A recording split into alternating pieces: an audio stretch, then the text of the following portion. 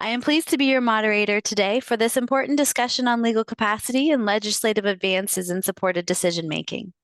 Before we begin, we would like to run through some housekeeping and accessibility items with you. Today's event will run until approximately 11:15 a.m. Eastern Time. The event will be presented in English, French simultaneous interpretation, ASL, LSQ, and English and French CART captioning are also provided. To turn on English or French CART captioning, please click the links provided in the chat box. The CART captions will appear in a new window. Using the toolbar along the top of the window, you can adjust the caption size, font style, and color, and you can also change the background color. To turn on French simultaneous interpretation, please go to the toolbar along the bottom of your screen and click the arrow next to the interpretation button. An options menu will appear. You can click French. You will now be able to hear the French interpreter as well as the original English audio at a much lower level. If you click the interpretation button again and select Mute Original Audio, you will now hear the French interpreter only. We are also pleased to have American Sign Language, ASL, and Langue des Signes de Québec, LSQ, interpreters with us today. ASL and LSQ interpreters will be visible on camera. The interpreters have labeled themselves as ASL1 and LSQ1 on their video to make it easier for you to locate them. We will be spotlighting, as you can see, ASL and LSQ interpreters so that their video always remains visible on your screen. To make sure that you're able to see both the panelist who is speaking and the interpreter at the same time, we recommend you use a side-by-side view. To set a side-by-side view, click on View in the upper right-hand corner of your screen, then click Side-by-Side Gallery. There will be a question and answer at the end of the presentations. You can submit questions using the Q&A function, and you can open this feature by clicking Q&A at the bottom of your screen. The Q&A box can be moved by clicking and dragging it. You can close the Q&A by clicking the red dot in the upper left-hand corner. And we understand that the Q&A box may not be accessible for everyone, so questions can also be submitted by email to forum, F-O-R-U-M, @inclusioncanada.ca. Because of a large number of people participating in today's webinar, it may not be possible to respond to all questions. We'll do our very best. If you have technical difficulties, please email us at forum@inclusioncanada.ca, and we will do our best to help you there. And to avoid common issues, please make sure you're watching the webinar from a location with strong internet connection and that your computer volume is turned on. The session is being recorded and will be available for viewing in the future on Inclusion Canada's website and on our social media channels. I will begin by inviting Moira Wilson, President of Inclusion Canada, to deliver opening remarks. Over to Moira. Thank you, Tara. Welcome everyone to our side session on legal capacity without borders. My name is Moira Wilson, and I'm the President of Inclusion Canada, the national federation working to advance the full inclusion and human rights of people with an intellectual disability and their families. I am the mom to 4 adult children, one of whom lives with an intellectual disability. The inclusion movement has been instrumental in my son Michael achieving education, employment, and a valued place in our community. I am a white woman with short brown hair and glasses. I am joining you from my home in the province of New Brunswick, which is on the east coast of Canada. I live on the traditional and unceded territory of the Wolastoqey and Micmac peoples. I expect that many of you are gathered in New York on the land of the Lenape peoples. While we meet today on a virtual platform, I would like to acknowledge the lands we call home and the lands we are privileged to visit. We do this to reaffirm our commitment and responsibility in improving relationships between nations and to improving our own understanding of local Indigenous peoples and their cultures. Article 12 is the heart of the UN Convention on the Rights of Persons with Disabilities, the CRPD. It affirms people with disabilities' right to enjoy legal capacity on an equal basis with others. In other words, it is the right to decide. Our provincial government here in New Brunswick recently passed a law that protects and promotes supported decision-making. This new law empowers people with disabilities to make their own decisions with necessary support, assistance, or representation. This is not yet the norm across Canada. Today, we are here to learn from each other, share our experiences, and highlight these advancements. Our goal is to pave the way for more inclusive societies where everyone belongs. I want to thank our panelists today and all of you for joining us. I look forward to the insightful discussions ahead. Thank you. Thank you, Moira. Our first speaker today is Ken Pike. Ken is a lawyer from New Brunswick, Canada, who has spent almost 40 years advocating for the rights and inclusion of people with an intellectual or developmental disability. He is a sibling of an older brother with Down syndrome and the recently retired Director of Social Policy for Inclusion New Brunswick, a member of the Inclusion Canada Federation. Ken has been directly involved in helping to shape many aspects of disability and inclusion law and policy in New Brunswick. For the past few years, he has worked closely with the New Brunswick government on the development of new decision-making legislation that supports the legal capacity of people who may require assistance or support with decision-making.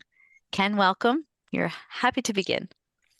Thank you very much, Tara, and it's a pleasure to be here today and to present on recent law reform efforts here in New Brunswick, where I am located today. I've been asked to talk a little bit about the process and procedural aspects of how we achieved our new Supported Decision-Making and Representation Act. So I'll talk about some of the strategies that we used, as well as some of the challenges and successes that we had along the way.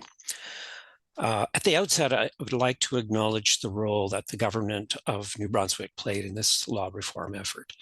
The willingness of government leaders and officials to be open-minded and flexible in how we achieved law reform cannot be underestimated. It was very much appreciated here. So in terms of kicking off law reform, I've been part of discussions around supported decision-making since the early 1990s, when Inclusion Canada had its alternatives to guardianship task force. So there's been a lot of conversation over the many years, but our starting point for reform here in New Brunswick started around 2016, and it was a result of a court decision in the neighboring province of Nova Scotia. And that decision declared the then Incompetent Persons Act to be unconstitutional under Canada's Charter of Rights and Freedoms. And that law was very similar to the old law that existed here in New Brunswick until the end of 2023. So that court case led to a new law in Nova Scotia a year or so later. We watched with a lot of anticipation and interest as to what would come about with that process. And many disability rights advocates were quite disappointed that the law reform in Nova Scotia did not go far enough in providing opportunities for people to be supported with decision-making. So with the court case in Nova Scotia, it was fairly clear to many people in New Brunswick, including government lawyers and us on the advocacy side, that our old law was also likely unconstitutional. And it was rooted in the old welfare and protection mindset and solely focused on substitute decision-making. In early 2021, our government started a process that began changing our law. And they began by asking some key questions for feedback. And importantly, one of those questions was, should the act reflect the concept expressed in Article 12, the United Nations Convention on the Rights of Persons with Disabilities, that everyone has a legal capacity, and persons with disabilities may require support to exercise their legal capacity. So in our view, obviously this was this question was critical to any meaningful law reform. And for us, we were quite excited that this was a signal from our government that they were open to considering the implications of Article 12. So while our law reform process took almost 2 years to complete, it really wasn't controversial, as many people understood that our old law was outdated. And government undertook consultations with a variety of groups, including disability organizations, lawyers, doctors, seniors groups, and others. These consultations were done individually over the course of a year and a half. While I was within Inclusion New Brunswick, we spent a lot of time in preparing and developing detailed legislative proposals. We wanted to put forward in as much clear language as possible what we thought the new law should look like. In this work, we were greatly aided by previous work done by Inclusion Canada, especially in the area of setting out recommendations for how new laws around legal capacity should be framed. And there were some critical documents that Inclusion Canada created in around 2013 or 14 that really spoke very clearly about law reform and what it needed to look like. We also had the benefit of consulting what I consider our national expert on supported decision-making, Michael Bach. Over the time, we were having discussions with government. And that was very invaluable to us to be able to bounce off ideas and strategies. And our main strategy was simply having meaningful discussions with particularly a key person in government who was responsible for the law reform effort. And those discussions went back and forth on many issues over that year to year and a half. So some of the challenges and successes around our new law, there were a few realities and really challenges that we knew we had to address in the law reform process. And we understood early on that the traditional or common understand and appreciate test of decision-making capacity was not going to be completely replaced in the new law. So this meant that we had to come up with a way of recognizing that people could be assisted or supported in meeting a test of capacity. And we also understood that substitute decision-making option was also likely to remain. And this raised in part to Canada's reservation on Article 12.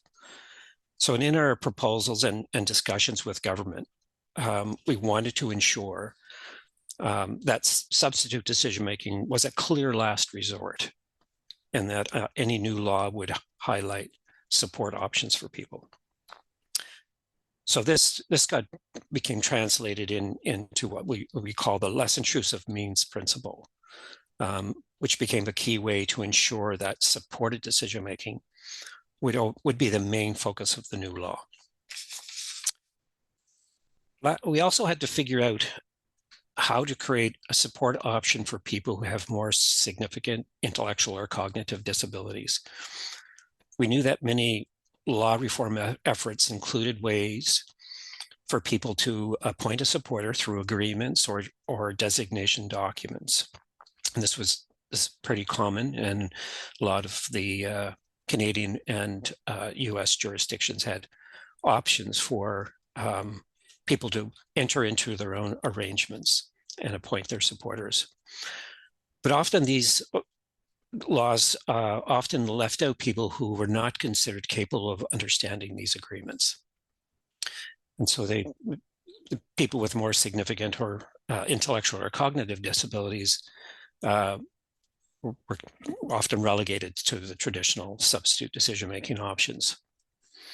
So the section of our law that allows for the appointment of a decision-making supporter through a court application process requires that a person is able to make decisions through what's known as a supported decision-making process. So, and this this is a little bit different or significantly different from the understand and appreciate test of capacity here. So a person could have a decision-making supported or appointed by simply showing in different ways that they are able to make decisions through a supported decision-making process. The supporter must show that they have a relationship of trust and are in a position to offer and provide support under a supported decision-making process that is guided by the wishes and preferences of the person. And we thought this was a significant breakthrough, as the new law now recognizes that some people will make decisions interdependently with people they know and trust. The last area I would like to touch on is the drafting of the new act. Here in New Brunswick, as I think the case is in other jurisdictions, we do not get to see a draft of a law before it's introduced or brought into our legislative assembly.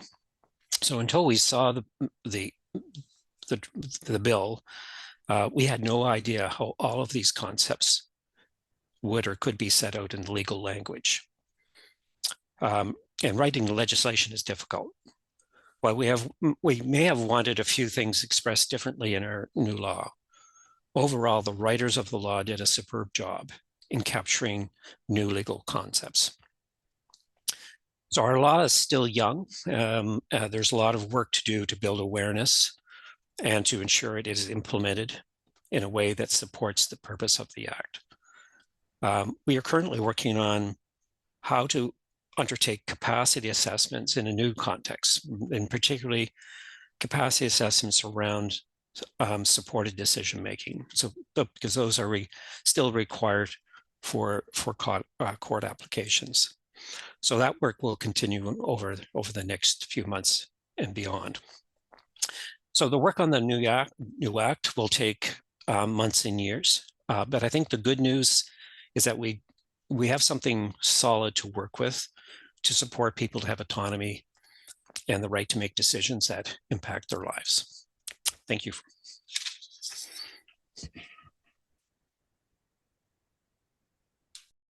Thank you, Ken. That is a wonderful way to get us started. Next, I welcome Kurt Goddard to our panel. Kurt lives in Fredericton, New Brunswick, on the unceded and traditional lands of the Woolastook Maliseet people.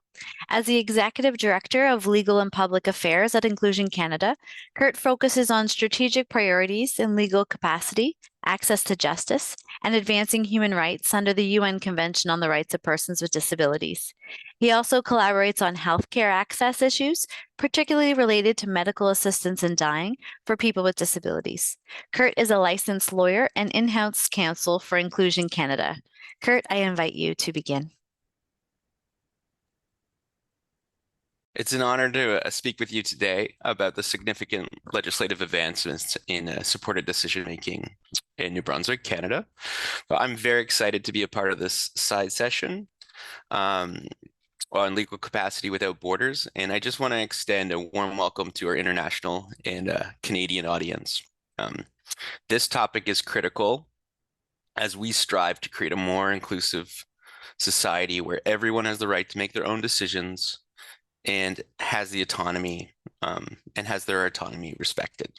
So I'm going to give a bit of an overview of the legislation and just explain some of its key components. So a little bit of an introduction to New Brunswick's Supported Decision-Making and Representation Act. I'll just call it the New Brunswick Act for shorthand. It's groundbreaking legislation. For the first time, a Canadian province has both recognized the validity of supported decision-making arrangements and significantly limited the appropriate scope of substitute decision-making arrangements. This approach empowers individuals with disabilities to make their own decisions with support, reflecting the principles enshrined in Article 12 of the UN Convention of the Rights of Persons with Disabilities, the CRPD. It recognizes that every individual, regardless of their cognitive abilities, has the right to make decisions about their own lives. The New Brunswick Act received royal assent on December 16th, 2022, and came into effect on January 1st, 2024. So I'm going to highlight a few key sections of the Act for you. I'm going to begin with Section 3, which is on capacity. And this section is pivotal. It conveys that a person can have the capacity to make decisions even if they make choices others might consider risky or unwise. They can be found to have capacity if they can appreciate the reasonable, foreseeable consequences of their decisions. This means that capacity is not about making the right decision, but about understanding the consequences of one's choices with the assistance available. This approach respects the individual's right to make their decisions on their own, even if those decisions are not what others might choose. It's the dignity of risk. So that's Section 3. Section 4, the purpose statement. So the purpose of the Act is to protect and promote the autonomy and dignity of persons who require support. So the Act specifies that persons should receive the support they need to make or participate in decisions about their lives to the greatest extent possible. It ensures that the support provided is tailored to the individual, and which this is in line with Article 12 of the CRPD, which states that persons with disabilities have the right to the support they need to exercise their legal capacity. So next, I'll walk you through the levels of support that are made available through the Act. So there are 3 levels of support outlined. So level 1 is called decision-making assistance. Level 2 is called decision-making supporters. And level 3 is called representatives. So let's talk a little bit about decision-making assistance. This is the level 1 support. So decision-making assistance can help with specific tasks, while overall decision-making authority with the individual remains with the individual. So an assisted person is someone who has authorized decision-making assistance. To authorize a decision-making assistant, the person must be 19 years of age or older and have the capacity to make decisions regarding whom to appoint as an assistant. So the matters the assistant can handle and the assistant's powers. So this ensures that the individual retains control over who assists them and in what capacity. So for example, under Section 6.3, the authorization can cover personal care and financial matters, and the assistant can obtain relevant information and communicate decisions. The assistant must act honestly, in good faith, and for the assisted person's benefit. So now I'm going to talk about decision-making supporters, which we call level 2 support. So supporters are appointed through a more rigorous process at this level, so reflecting the increased level of support required. A supported person is defined as someone subject to an application for or already under a supported decision-making order. Applicants to become a decision-making supporter must be 19 years or older and provide various documents, including affidavits, a capacity assessment, financial summaries for financial matters, and any other required documents. I should note that a decision-making supporter must keep their property separate from that of the supported person unless they're authorized to do so. The court considers factors such as the relationship between the supported person and the proposed supporter, the supported person's views, and the supporter's ability and availability. This process ensures that the supporter is someone who has a genuine relationship with the supported person and is capable of providing the necessary support. The supported decision-making process involves discussing relevant information and available options with the supported person, considering their wishes and preferences, and accepting their decisions unless it causes serious harm. So supporters must follow the wishes and preferences of the supported person. Now I'm going to talk a little bit about representatives, which is the level 3 support. So representatives can make decisions behalf of individuals under certain conditions. A representative person is someone subject to an application or already under a representation order. So an application for a representative must include affidavits, a capacity assessment report, financial summaries if they're applicable, and any other required documents. A representative must also keep their property separate from that of the person represented unless otherwise authorized. So Section 41(2)A states that a representative may make decisions and act on behalf of the represented person. The act embeds the less intrusive means principle, stating that a representative should be the last resort option if there is a less impactful means of support available. This is a significant responsibility and requires the representative to prioritize the well-being of the represented person. And if a representative lacks sufficient knowledge of the represented person's wishes, or if following those wishes would cause serious harm, the representative must make decisions aimed at promoting the represented person's well-being. Okay, those are the levels. And now I just want to zoom out and talk about Canada's reservation on Article 12. If you're joining us outside of Canada, Canada does have a reservation on Article 12 of the CRPD, which highlights the challenges of implementing supported decision making across we have a federated structure where provinces and territories have varied agreements. The reservation continues to exist in part because our provinces and territories cannot reach a consensus on the implementation of Article 12. However, the advances made in New Brunswick show that progress is possible despite this reservation, and we hope that the work being done in New Brunswick and other provinces will pave the way for its eventual removal, the removal of the reservation. So, but we think that I know there's you're gonna hear about these really amazing advances in other places, but we hope that Canada's own legislative advances can serve as a blueprint for other countries aiming to implement supported decision making. This approach highlights how individuals with disabilities can be empowered to make their own decisions and lead fulfilling lives. Our progress in Canada, we hope it encourages more global dialogue and more exchange of best practices. And I invite all participants to join in this discussion, share their experiences, and let's explore ways to advance the rights of persons with disabilities. I think by working together and learning from each other, we can promote inclusive communities that respect the autonomy and dignity of every individual. And this session is a bit of a starting point for a meaningful dialogue and collective action as we continue on this journey. So I just want to thank you for your attention, and I'm looking forward to our discussions and learning from each of you about how we can further this important work.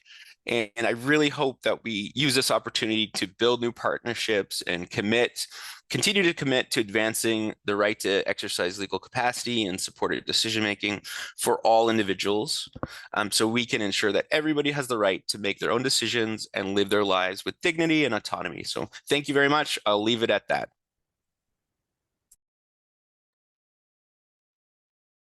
Thank you, Kurt. Joining us next is Fael Odeni. Fael has worked for many years in advocacy for people with intellectual disabilities and their families with the Kenyan Association of the Intellectually Handicapped, known as CHI. She is currently a Commonwealth Fellow with Inclusion International, undertaking international research on legal capacity, and she is a board member of Women Enabled International. Fael has a sister with an intellectual disability, and her background is in social work, and she has significant experience as a justice intermediary, supporting the facilitation of communication between people with an intellectual disability and the justice system. Welcome, Fael. Please come off mute, and you're welcome to begin. Thank you, Tara. As you've heard, my name is Fael Odeni. So I will be talking about the research project that I've been doing with Inclusion International.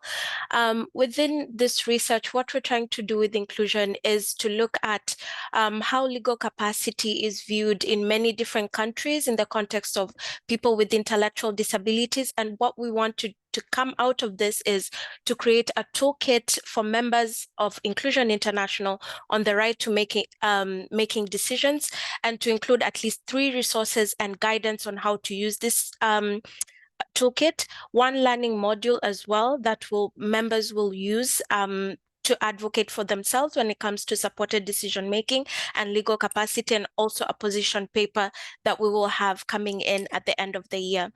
So right now, what we know is that many people with intellectual disabilities worldwide are still limited as to what decisions they can or cannot make over their lives.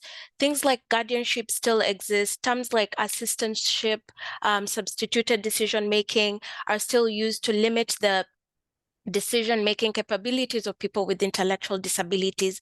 Societal attitudes are still biased towards people with intellectual disabilities making their own decisions. And people with intellectual disabilities, the perception is that if you do not have cognitive abilities, you do not have the capacity to make decisions, and especially if you have significant intellectual disabilities.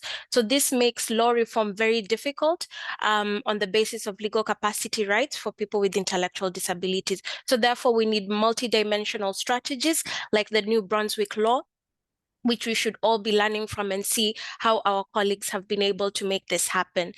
Some of the major problems or challenges that we are having right now is the lack of understanding as to how legal capacity applies to people with intellectual disabilities. There's still a lot of limitation as to what a person can and cannot do. We don't understand that people make decisions independently and interdependently. So we have a duty to accommodate people in the ways that they communicate. And people with intellectual disabilities in many countries still do not have legal recognition or status. So many people with intellectual disabilities have decisions made for them by people close to them, and the misconceptions about the decision-making capabilities stem from high-level actors such as doctors, teachers, and these are deeply embedded in laws and on what it means to be a person without autonomy. We do not have formalized support agreements which put into account the will and preference of people with intellectual disabilities. And there are various ways to assess support. So there are no one size fits all. And with the capacity assessments in many countries, it makes it very difficult for people with intellectual disabilities to be found fit to make their own decisions. It's important to take into account the unique ways that people communicate and create support systems. So what we want to see a society where people with intellectual disabilities are treated with dignity and respect. We believe that everyone has the right to enjoy legal capacity, and that people with intellectual disabilities should be supported in exercising their capacity rights to make decisions and to have those decisions respected. We want to empower people with intellectual disabilities to make their own decisions.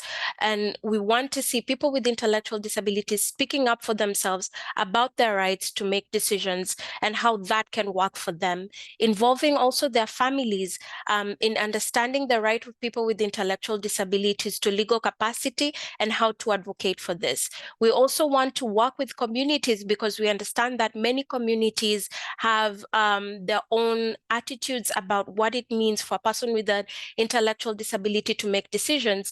And during the research project, a country like Zambia came up that there's a lot of community work being done there to ensure that people understand how to accommodate people with intellectual disabilities. And it's worth learning from other countries on what they're doing within the community. The will and preference of people with intellectual disabilities being heard and respected within laws and community practice all over the world. Partnerships between organizations of people with intellectual disabilities and other organizations, governments, communities, and people with intellectual disabilities themselves to understand the right of people with intellectual disabilities to live in the community and have support to make their own decisions. We also need to develop tools for community practice on legal capacity and enhance the community development approaches to legal capacity. We need to develop these tools to have more power, leadership, and understanding of the right to legal capacity and how to exercise this right for persons with intellectual disabilities. We need to have technical legal support like what we have with Katia for capacity rights. Then this is because many people with intellectual disabilities are challenged in courts about their capacity, and we need to have a pool of legal support of people who are supporting us. And this is all that I had. Thank you.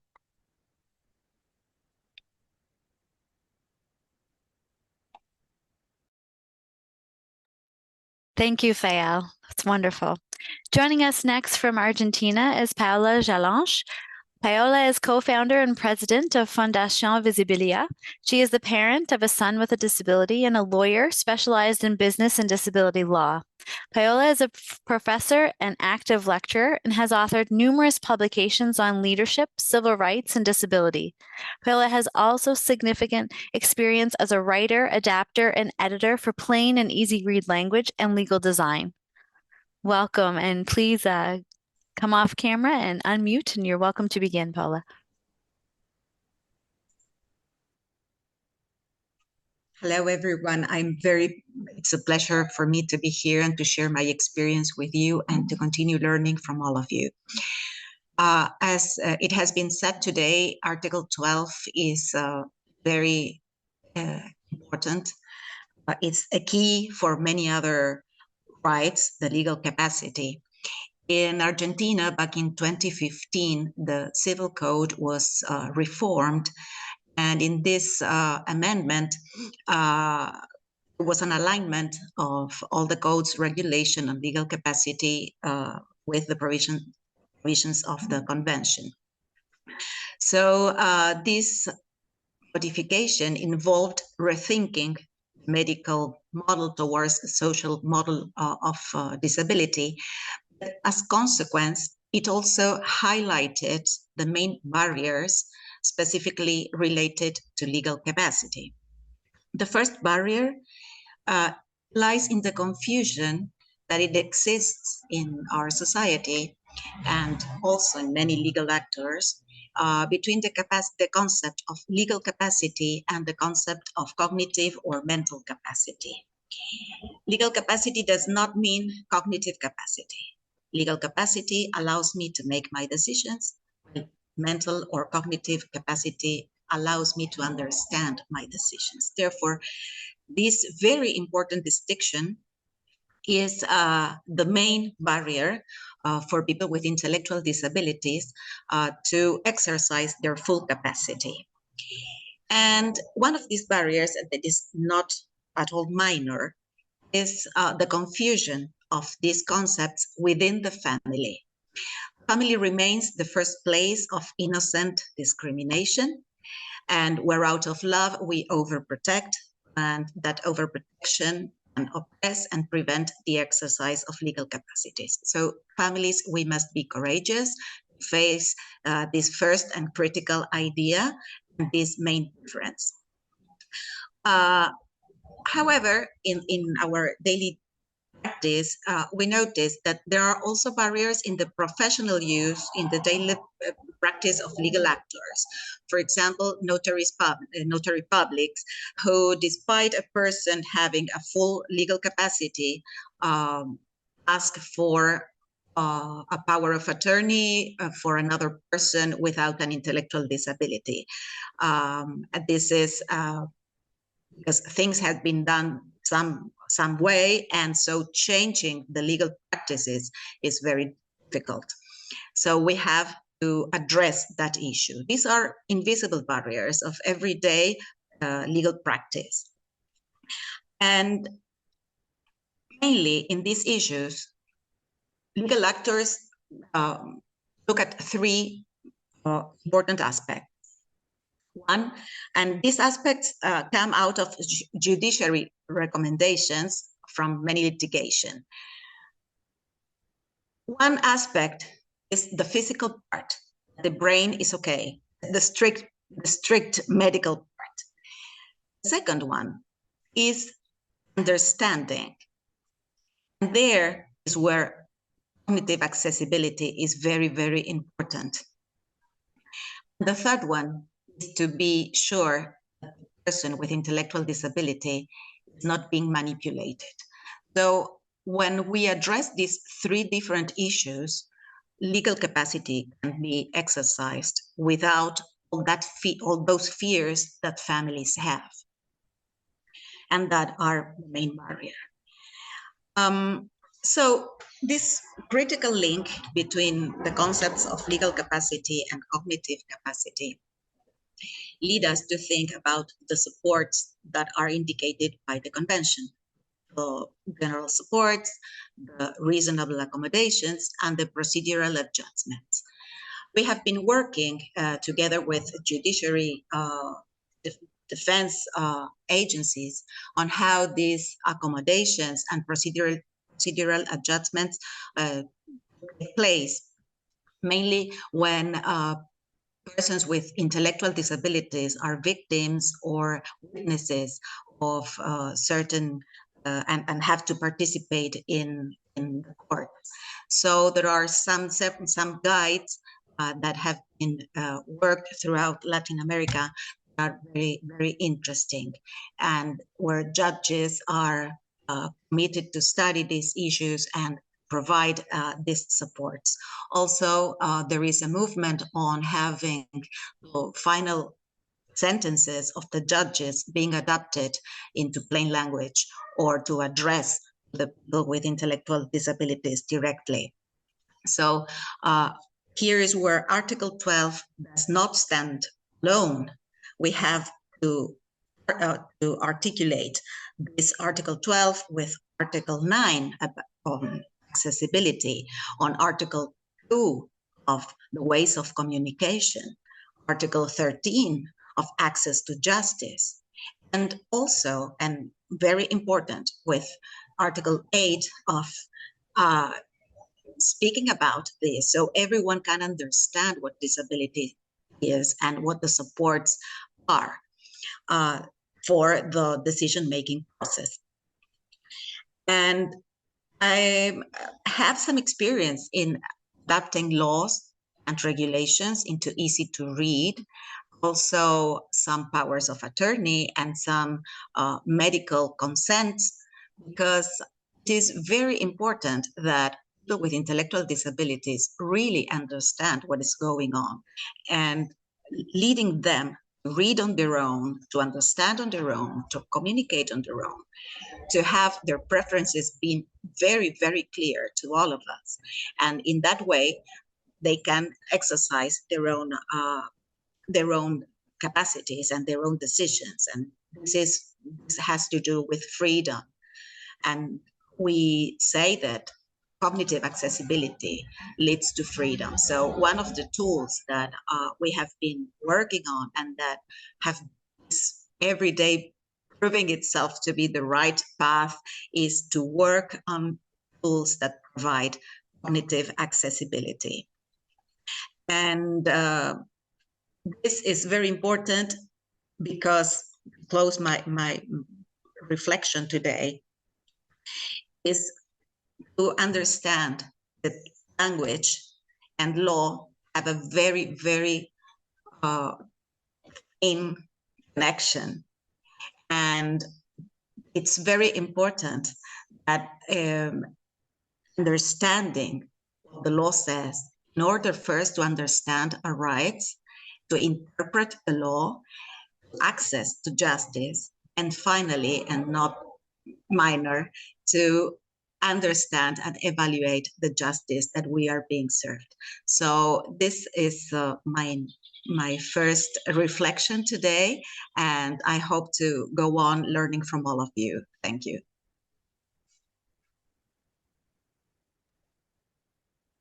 Thank you very much, Paola, for your lovely comments and your work in Argentina. I love the quote there, cognitive accessibility leads to freedom. So I'll be writing that down. I turn now to our final panelist today, Anna McQuarrie. Anna has worked in the disability rights movement for over 2 decades. She has previously worked with Inclusion Canada and Inclusion International with a focus on securing the rights and full inclusion of people with intellectual disabilities and their families. Anna was actively involved in the development of the UN Convention on the Rights of Persons with Disabilities and worked extensively on the implementation efforts around the world. She currently works as a consultant on human rights, disability, and inclusion, and is a parent to 3 children with disabilities. Anna, I welcome you to the panel today, and you're ready to begin.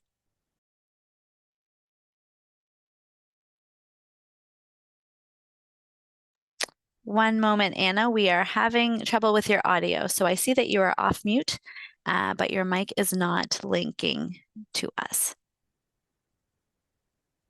still can't. So if you can look at where if your audio input is coming from your headset.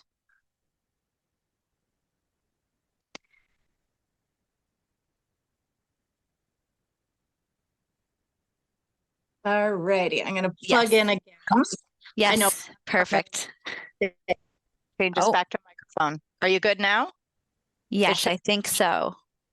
Perfect. I think my microphone went to sleep. Sorry, guys. So here we are, and I was just going to start by, like Moira, recognizing I'm currently actually in New Brunswick, even though I live in Halifax, but on the land, the unceded territories of the Mi'kmaq people, and here in New Brunswick, the unceded territories of the Wolastoqey Maliseet. So I just wanted to say thank you. It's a really great opportunity to be here and to be part of this really important conversation. As Tara had mentioned in my introduction, I had the great privilege of being involved in the negotiations of the UN Convention, which feels like a lifetime ago sometimes. But as a member of the Inclusion International and Inclusion Canada delegations, we knew from the beginning that legal capacity would be the heart that drives the convention. Getting Article 12 right was essential for making all of the rights in the convention real. Without the right to make decisions, how do you exercise your right to choose where and with whom you live? To access and direct the supports you need to be in control of your health, your body, your life. All of this stems from Article 12. So we knew from the beginning that having a meaningful life in community meant having control over your life. Many of our previous speakers have touched on some of these things as well, so I'm going to try not to be too repetitive. But I think it's really important to notice that from the beginning, we knew for sure that without families, Article 12 risked missing its mark entirely. And there was significant pushback about that and questions about this. After all, Article 12 is about the right of an individual to make their own choices, their own decisions. So how or why could this include families? Well, as we know, and as we've heard throughout these presentations today, for people with intellectual disabilities, exercising legal capacity may require support. So we were proudly part of introducing the Made in Canada concept of supported decision-making.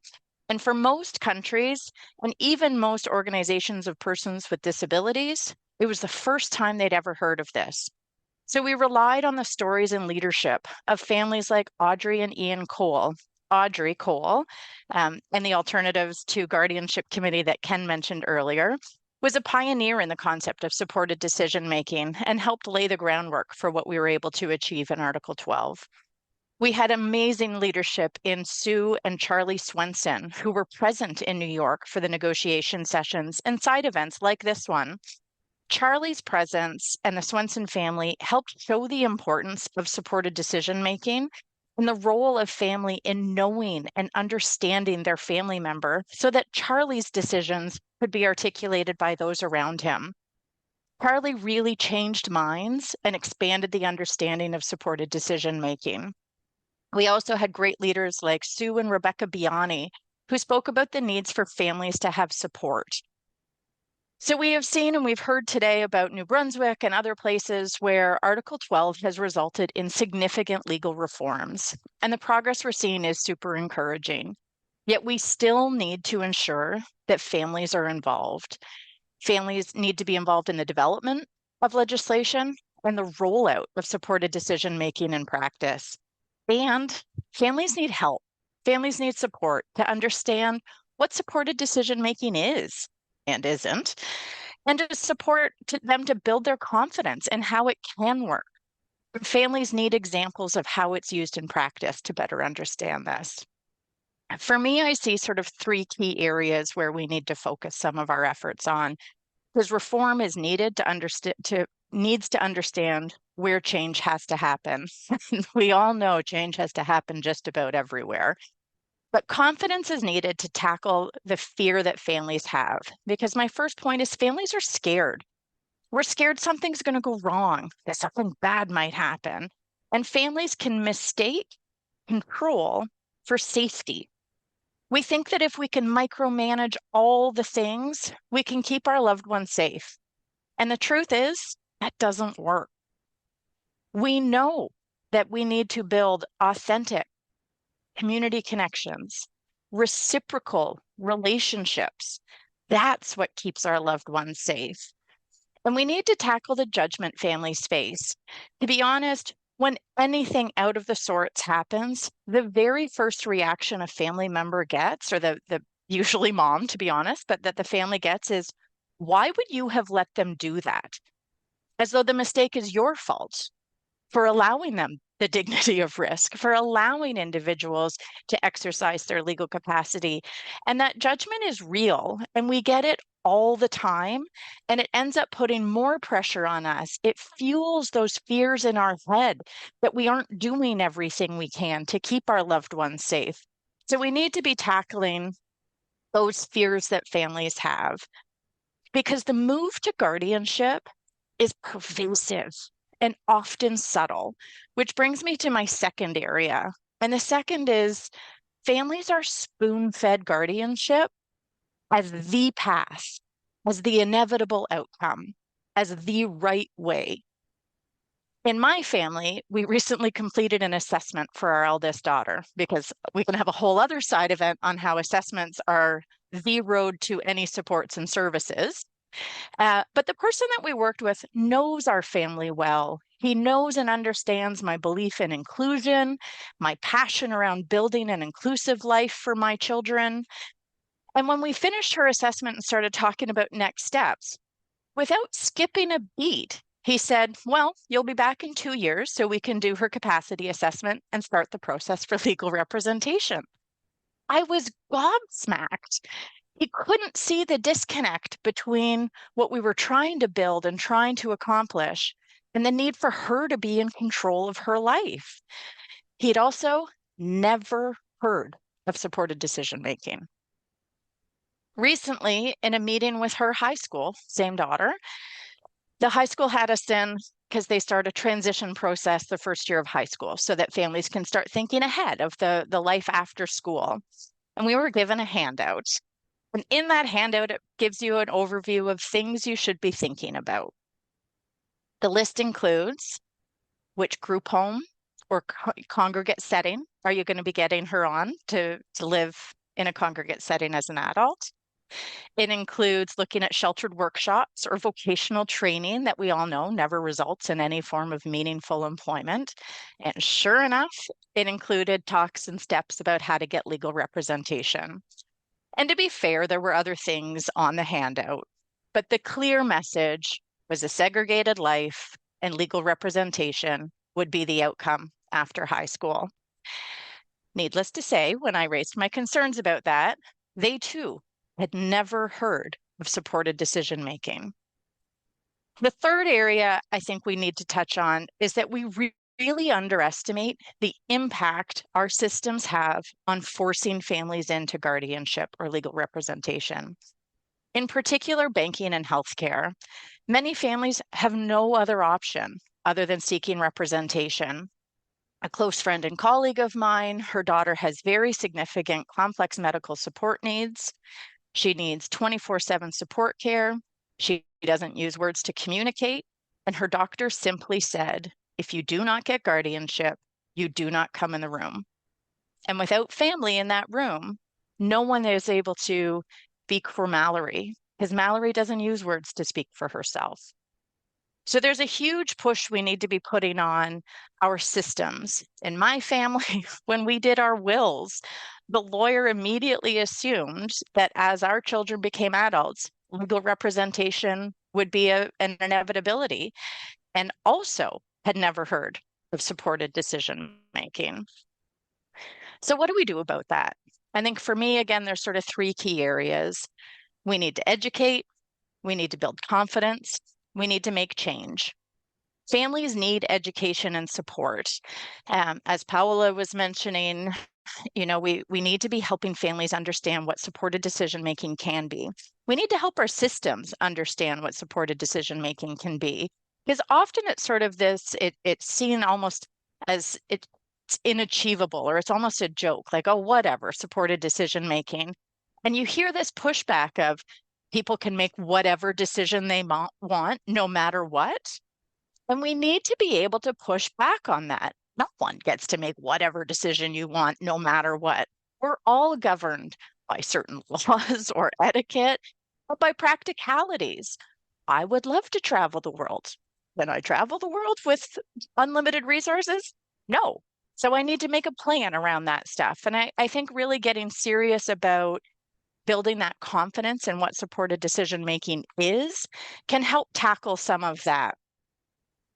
I think we also need to be looking at understanding supports could be as simple as providing information in plain language. It can be as complex as a supported decision-making network that articulates an individual's decisions based on those trusting relationships and pieces that Kurt had mentioned we're seeing in the New Brunswick law. And I think we need to be looking more at how technology and advancements can help us implement supports differently. I know for many families, money is a big issue. People are worried that their loved one isn't going to be able to pay rent because the budget will be used in different ways. And I think that there's a lot of questions that we can be looking at in a supported decision-making framework that says, does my daughter want to be homeless? No. Does my daughter want to get evicted? No. So what supports can we put in place to have rent money go directly to the landlord, have rent money in a secured account, and what technology pieces can we be using so that we don't get into this idea that it's all one or the other. There's many ways we can be using supports. I think we need to be open and honest, and again, Paola and Fael and many others have spoken about this, that families need help to build that vision and to understand that mistakes happen. Mistakes are okay. We all make them. And am I going to like all the decisions my children make when they're adults? No. But my mom doesn't like all the decisions that I make either. And I think at times we are often holding people with intellectual disabilities to a standard we don't hold ourselves to. An example I use a lot is I have a mortgage on a house. If you were to ask me what that mortgage says, I would come up with very few details. But I do know I owe money to the bank and I have to pay that every month. We sometimes expect people with intellectual disabilities to have a deeper understanding of contract law and their contracts than any of us do in more common typical banking arrangements. And we need to be helping ourselves call that out and acknowledge that. We need to build confidence in families, in systems, in the public. The truth is right now, our systems are pushing back. They don't see how these can be authentic decisions. They are challenging and questioning families and pushing them towards guardianship despite having alternative options that are available. And we need to change that. We need to be better promoting that everyone has a right to make their own decisions. And Kurt had mentioned this earlier, that you have a right to make decisions nobody else likes. They are your decisions. And just because I don't like the decision doesn't mean it's not the right decision for you. And lastly, I'd say we need change. We need change in how we're supporting families to build inclusive lives. We don't magically turn into an informed, autonomous decision maker when we hit 18 or 19. We build that skill throughout our lives. It starts early and it starts at home. So how do we support families to build that understanding, to build that self-advocacy? And we need to change our systems. We need to challenge the banks, the healthcare systems, to better understand that supported decision-making is going to be better for their patients or their clients, and that there are ways of ensuring integrity and authenticity in these decisions. So I'll pause there. I just sort of wanted to highlight a few of the pieces that I think from a family perspective are real barriers in how we want to realize the right to supported decision-making, and some of the changes that I think our law reforms really need to be addressing, because it can't just be written on a piece of paper. We need to support our families and our communities to make any supported decision-making efforts true and valuable and meaningful. So thank you for having me, and thank you for listening. Wonderful, Anna. Thank you very much for your comments and for reminding us of the dignity of risk. I will invite all of our panelists now to join me. Turn on your camera. We have roughly 15 minutes left, and we have had questions coming through the panels. So just a reminder that the question and answer button is at the bottom of your screen. You can submit through the question and answer function or by email to forum@inclusioncanada.ca. And I will start, if I have my panelists, I will start. I think this question may be more directed for Ken, but I welcome all to contribute, of course. It's from, we have a participant from the Australian Human Rights Commission, who says there is very similar, although less extensive, law in Victoria, Australia, but one of the biggest challenges has been implementation and uptake of the supported decision-making provisions due to a lack of awareness in tribunals making orders and low availability of supported decision-making supports. Do you have any thoughts or lessons to share on implementation, knowing that New Brunswick, of course, is just beginning its implementation journey, but any thoughts there? Yeah, I can weigh in a bit on that.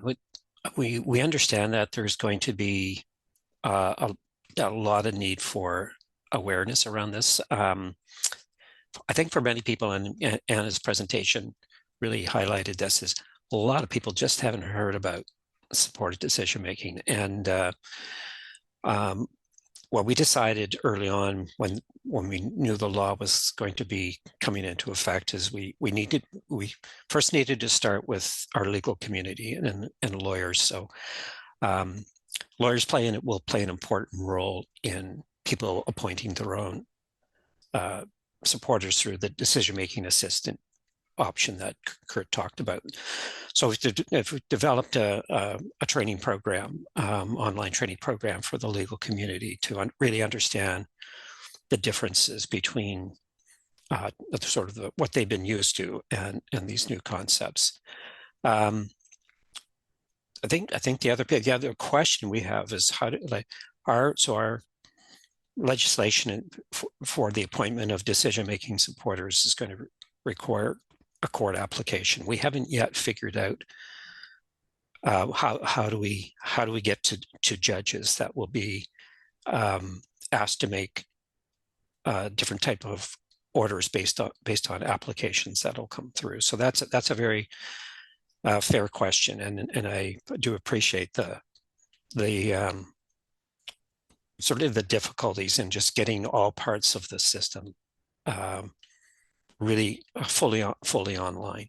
The other part of that question relates to the availability of supports, and that's really not something that our Act addresses, and is probably one of the things that, it's for us as civil society organizations, hopefully in collaboration with government, we can start to develop ways of ensuring that people have meaningful access to people they trust to help them with decision making, because that's going to be, it's really underpin the whole notion of decision making with support. People actually need that support. Our Act is clear, is that supporters cannot be paid people unless the paid person is a relative. So and that's something we were glad to see in our Act, but it still leaves the question of how do we support people who might be more or less isolated, to actually have people in their lives that'll play these roles and do a good job. So hopefully I've been able to answer that to some extent. Tara, can I jump in on that one as well? Sure, absolutely. I think a big piece in this is supporting local organizations like Inclusion New Brunswick or CHI or other associations, because that's where both the building of awareness piece starts, which then creates a demand, and it also helps invest in ensuring that people who are in those support roles understand what that looks like. We are able to share concrete examples. We're able to offer either some mentorship or some guidance along the way. Because I think that there is a level you know, I've spoken with public guardian offices across Canada before, and I think as we look at these systems, they don't typically just apply to one population. And so there's concerns that they have about seniors abuse or other pieces. And often what we hear is it's easy to turn the taps off once they've figured out a problem, and it's usually financial is going on. It's hard to get money back if there's been some sort of fiscal abuse of some kind. And so again, I think that that's where having community groups who are involved, really looking at proactively and ongoing support so that we're not caught off guard, that people aren't left in these isolated situations. And where people are isolated, who's building those support networks around them? Probably community-based groups. So I think an investment in community organizations who are progressive, rights-based, and understand supported decision-making in legal capacity is an essential part of the framework. May I add something else? Yes, Paula, go ahead. In our experience, the training of judges and legal actors has to be done also with the NGOs and with the families advocates. And we have been doing that. And that is supported by the Sustainability Objective number 16 and 17. So we forged the alliances to make this and to show the examples. And the guides, for example, take audiences of witnesses and other procedural stages have been done with working tables where families were included, and that is very, very important. So that is the way. And another way that we found here in Argentina was to make everyone notice that intellectual disability is not the tools of accessibility, cognitive accessibility, that are very key for intellectual disabilities, are very, very useful for the rest of the community. So the investment in those tools and the development of those tools is not an additional cost of disability, but an investment in what is a universal design of citizenship. So that is very, very important because, for example, everything that we have developed to adjust a procedure for a person, a young person with disabilities, intellectual disabilities, is very important for children and young people, or also go through a process in the justice. So that helps everyone. I think that is very important to understand. This issue is an issue of the whole citizenship. And it's not only plain language that is served to everyone, but also in this case for intellectual disabilities to go further on easy to understand communication. It's not only plain language, but also easy to understand communication, understanding that this helps everyone. So we are not fighting alone this crusade. That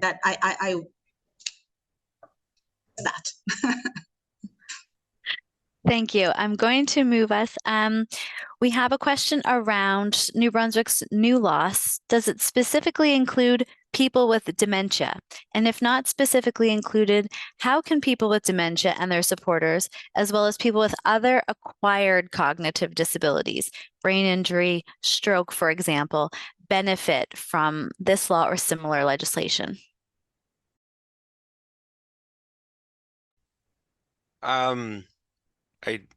I don't know, Ken might want to take that one, but I can start us off that to my knowledge that the New Brunswick's legislation does not specifically mention dementia.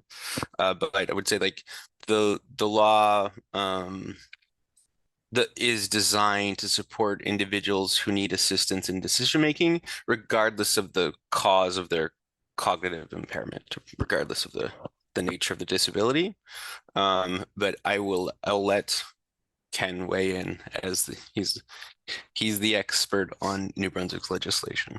No, that's bang on, Kurt. There's no mention in the law about any particular a diagnosis or a situation that people might be in. It's just go back to that purpose section. It's to promote, protect, and promote the autonomy and dignity of persons who require support in relation to decision making. So that could apply to a young adult with Down syndrome, or it could apply to an 88-year-old person who is in some stages of dementia. I think the key here is for people to be able to identify the kinds of options that might work best for them, and be able to figure that out in the context of their kind of family networks and so on. Because there was a lot of conversation about people's whose situations were sort of conditions that would make it increasingly more difficult for them to make decisions. So, you might start off with something like a decision-making assistant appointment, but then later on need something else, maybe decision-making support or appointed through a court. We think that people will still continue to regularly use powers of attorney. So that's going to be an interesting thing to watch as these support options become more familiar and used, is how they overlap with more traditional tools like powers of attorney. So we're going to try to follow that one as closely as we can.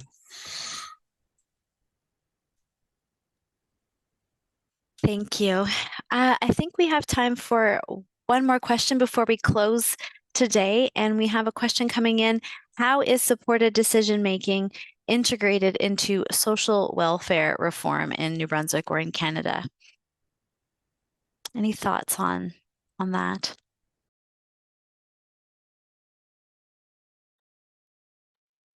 I can jump in. I don't have a good example of it, but I can share a bit. So at least in Nova Scotia, our laws in Nova Scotia are not as advanced as I would like them to see, certainly. But we do have what's called a presumption of capacity. And so we are going through a transformation process with our Department of Community Services that runs our disability supports program. And they have intentionally built into that system training and recognition that the presumption of capacity is the starting point, and that is the assumption for moving forward. They are investing a lot in training of their new sort of frontline staff and working with people so that there is an expectation that through supported decision making, and in our case, unfortunately, kind of informally, because we don't have it as legally recognized as we would like, that people are able to direct the use of their individualized funding, the use of their supports, and that they are the ones who are in control of how that money is allocated, spent, and what it is spent on. May I jump in with an example? Here, the problem is that even if you have that main idea, that a presumption that of legal capacity, then the forms to be filled in and everything that goes around that in the everyday counter issue, yes, is complex. So when implementing that is very important. Forms, for example, and I have been discussing this with some local authorities, have to have some place where people with intellectual disabilities or other people can choose to have the person of support and the data or the email or of the person of support. Because, for example, a person with intellectual disability receives a funding for studying or whatever, and all the information, and then the contract, and then everything goes to the email. And sometimes the person with intellectual disability has a particular issue in receiving or looking frequently at their own correspondence. So they need support for their correspondence. And if you, in the form, write the email of the support person, then there is a contradiction. the person itself, the person has to receive all correspondence and then have with a copy to the support person, and this has to be allowed. I mean, it's a very simple issue, but I'm bringing it today because if we speak large and we forget that laws and rights are great, but everyday life with everyday when we are discussing with a person that does not understand disability is where the barriers are, and we have found that many barriers in these cases are because we just needed one sentence where the person of support to choose the person of support, or where the person of support could also be included.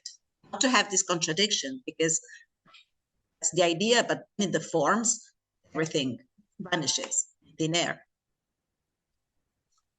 Thank you, Paola. We'll have to leave it there. We'll have to close our question and answer period. We are over time. We did have several questions coming in regarding different levels of supported decision-making within the Act. Level 2, level 3, as opposed to substitute decision making. So Inclusion Canada will share more information on these levels and the levels within the Act, along with the recording of this session on our website and social media channels in the following probably week or so as we begin to promote some of this work. So on behalf of Inclusion Canada, Inclusion International, Fondation Visibilia, I want to thank the panelists today for their very generous offerings of time and your presentations. And I do want to thank also all of you from around the world, actually, that we see of coming in for joining us today. So when you leave the webinar, you will be prompted to complete a very short 3-question survey. And we do hope you will complete that. It is a way of getting our contact information if you want to stay involved in this work on legal capacity and supports for decision making. And so thank you again for joining us. I hope you all enjoy your day. Bye for now.